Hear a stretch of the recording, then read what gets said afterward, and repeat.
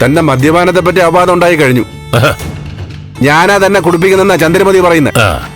ചന്ദ്രമതിയെ ഇപ്പൊ എന്റെ വീട്ടിലുണ്ട്. എന്റെ വീട്ടിൽ വന്ന് എന്റെ കുറ്റങ്ങൾ പറയുന്നത് നന്നായെന്നോ? അല്ല, അവളിവിടെ മാറി നിൽക്കുന്നതായിന്ന് പറഞ്ഞു.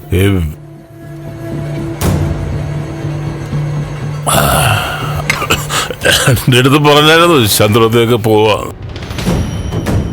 ഞാനൊരു ബായും പറഞ്ഞു. അവള് പെണ്ണുങ്ങള് കുറച്ചു നേരം സംസാരിച്ചിരിക്കട്ടെ. നീ എന്തൊക്കെയായി പറയുന്നേ? പ്രഭാവതി ആകെ സമനിലതിൽ നിൽക്കുക. ഞാനും ബലരാമ, ഞാൻ വെറുതെ തർക്കിക്കാൻ വന്നതല്ല. കഴിഞ്ഞ ദിവസം ഞാൻ പറഞ്ഞതാ ഒരു തീരുമാനം എടുക്കണമെന്ന്. നീ ഇതുവരെ അതിലേക്ക് വന്നില്ല. ഇപ്പൊ കുറ്റമല്ല എന്റെ തലയിലും. ചന്ദ്രമതി ബഹളം ഉണ്ടാക്കുന്നു. നീ എന്തു പറയുന്നു?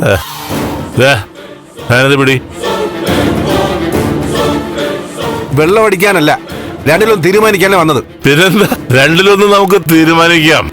അത് നീ ഒരടി. നമ്മള് രണ്ടുപേരും ഇപ്പൊ ഒരേ ലെവലിലാവും. ഒരേ മൈൻഡ് സെറ്റിൽ ഇരുന്ന് സംസാരിക്കാം. എന്താ നീ എന്നെ കളിയാക്കണം?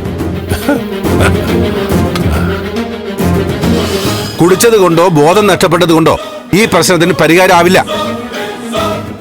പ്രഭ ഒരു പൊട്ടിത്തെറിയുടെ വക്കില. ഏത് സമയത്തും അവൾ സത്യം വിളിച്ചു പറയും. ചന്ദ്രമതി സത്യം അറിഞ്ഞ പിന്നെ എന്താ സംഭവിക്കുന്നറിയാലോ? ഇവിടെ ഒന്നും സംഭവിക്കില്ല. എന്താ പറഞ്ഞേ? ഒന്നും സംഭവിക്കില്ല. പ്രഭാവതി പറഞ്ഞതൊക്കെ ചന്ദ്രമതി വിശ്വസിച്ചിട്ട് വേണ്ടേ ഇവിടെ എന്തെങ്കിലും സംഭവിക്കാൻ? ഓ, അങ്ങനെയാണല്ലേ? എന്നാ ചന്ദ്രമതിയോട് ഞാൻ പറഞ്ഞാലോ? ബലരാമന്റെ മകളാണ് തനുജയെന്ന് ഞാൻ തുറന്നു പറഞ്ഞ എന്താവും? അപ്പൊ ഞാൻ നിഷേധിക്കും. അതെ, സിദ്ധുവിന്റെ തെറ്റ് എന്റെ തലയെ കൊണ്ടുവെക്കാന്ന് ഞാൻ പറയും. എന്നുവെച്ചാ തനുജയെ എന്റെ മകളായിട്ട് സ്വീകരിക്കാൻ എനിക്ക് പറ്റില്ല. അത്രല്ലേ? അതേടാ, ആ കുഞ്ഞിന്റെ ഉത്തരവാദി ഞാൻ തന്നെ. പക്ഷെ ഇപ്പൊ നടക്കുന്ന സംഭവങ്ങൾക്കെല്ലാം കാരണം നീയാ. ഇത്രയും കാലം നീ അവളെ വളർത്തിയില്ലേ? ഇനി അങ്ങനെ തന്നെ ആവട്ടെ. ഇതിനൊരു കാര്യം, നിനക്കൊരു നഷ്ടവും വരില്ല. എത്രയൊക്കെ ചെലവ് വരുന്നോ അത് ഞാൻ പലിശ അടക്കം ഞാൻ തരും. എന്താണ് നീ പറഞ്ഞേ? ഞാൻ പറഞ്ഞേടാ. തനുജയെ വളർത്താനുള്ള ചുമതല നിനക്ക് മാത്ര. കൈ മാറ്റടാ.